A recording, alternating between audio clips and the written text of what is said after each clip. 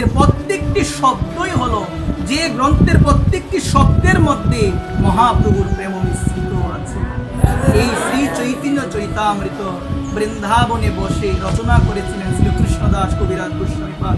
অনেক বৃদ্ধ বয়স হয়ে গিয়েছিল, কতটুকু দীনতা তাদের মধ্যে। দেখো মা, তিনি যখন গ্রন্থটা লিখবেন, লিখার পূর্বেই তিনি লিখছেন যে গ্রন্থের প্রারম্ভে করি মঙ্গলাচরণ, গুরু বৈষ্ণব ভগবান এই তিনের শরণ, এই তিনের শরণ হইতে হয় সর্ববিঘ্ন বিনাশন।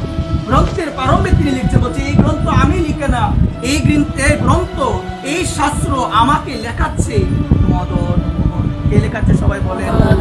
গ্রন্থের প্রারম্ভে করি মঙ্গলাচরণ, গুরু বৈষ্ণব ভগবান তিনির শরণ হইতে হয় সর্ববিঘ্ন বিনাশন। তিনি লিখছেন খুব সুন্দরভাবে, এই গ্রন্থ আমাকে লেখাচ্ছে মদন মোহন। কে লেখাচ্ছে সবাই বলেন?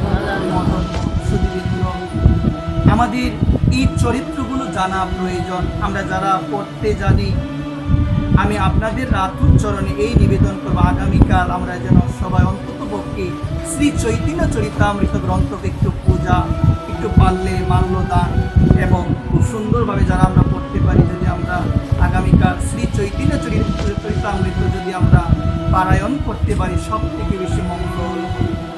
এই জন্য সুধীবৃন্দ, আপনাদের শ্রীচরণে আমার নিবেদন থাকবে। শ্রীকৃষ্ণদাস কবিরাজ গোস্বামী পাদ খুব সুন্দরভাবে তিনি লিপিবদ্ধ করেছেন এই শ্রী চৈতন্য চরিতামৃত। যে শ্রী চৈতন্য চরিতামৃত হলো বৈষ্ণবদের প্রাণ, সাধুদের প্রাণ। এটি সাধুদের গৃহে থাকতেই হবে, এটি বৈষ্ণবদের গৃহে থাকতেই হবে, কারণ মহাপ্রভুর যে প্রেম কথা তিনি লিপিবদ্ধ করেছেন শ্রী চৈতন্য চরিতামৃত